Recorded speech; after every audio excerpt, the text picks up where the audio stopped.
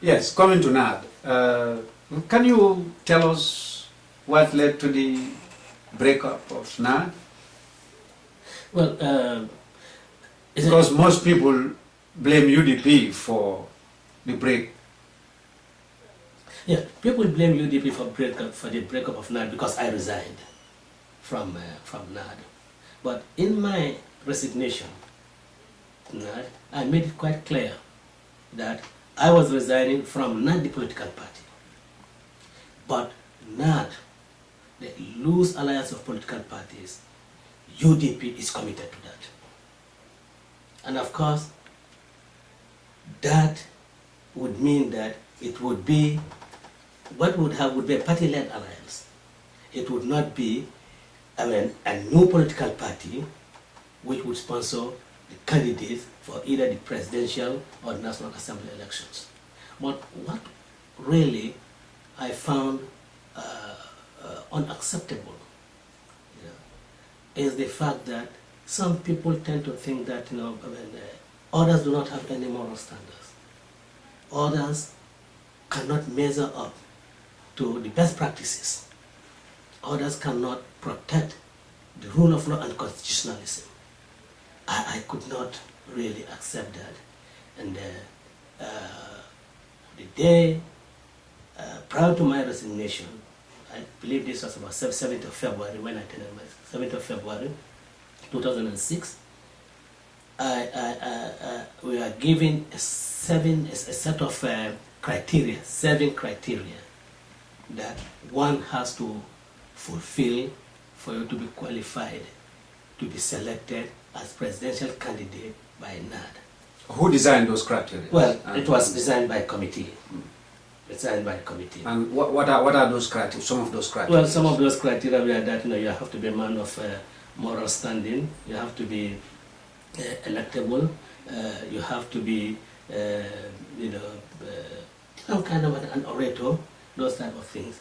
And I went to the meeting on the 7th and I said, look, I believe that I am a stumbling block to the aspirations of some members of 𝗏.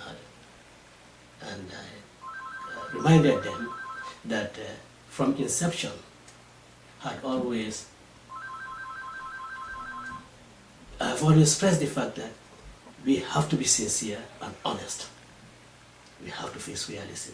If there is no sincerity, there is no amount of agreement, there is no number of documents that one can sign that would bind us together. Sincerity and honesty, that would be the binding bond between us.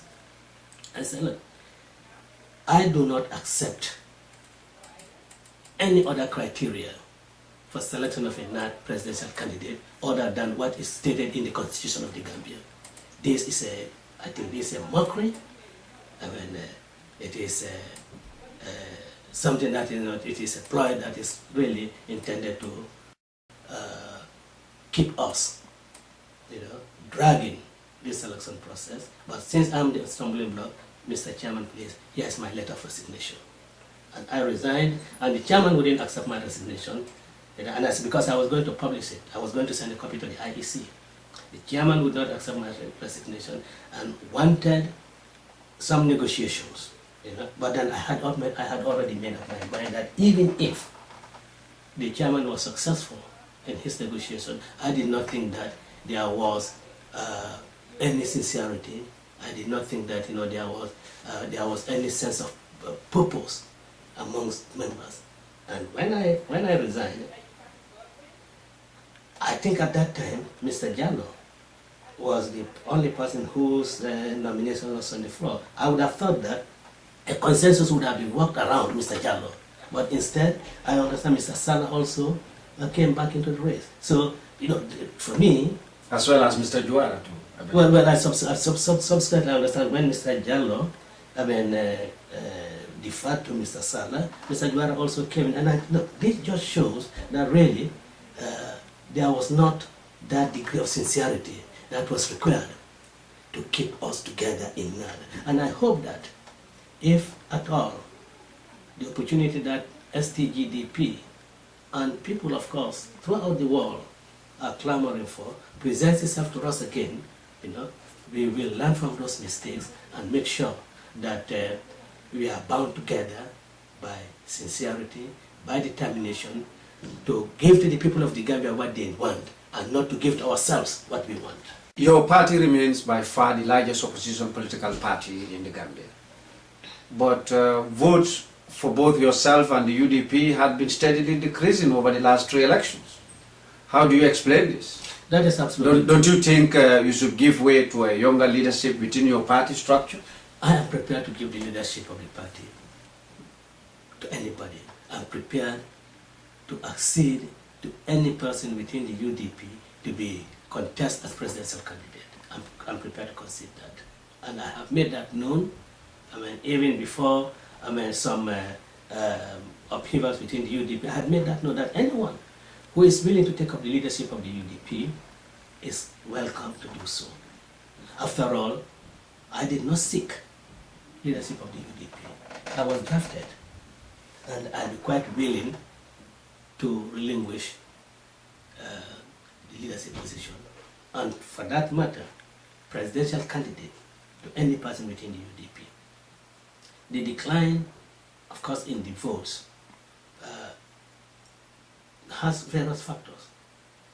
Now, there is what you call general vote apathy in the Gambia, and it is not only UDP that has been affected by the decline in votes. Even Gambia, who won, has also been having his vote declining. So there is not decline just on UDP. But you'll agree with me that since 1996, several people whose names are on the register of voters, several thousands of them, have exited the Gambia. They are living in exile. All those people are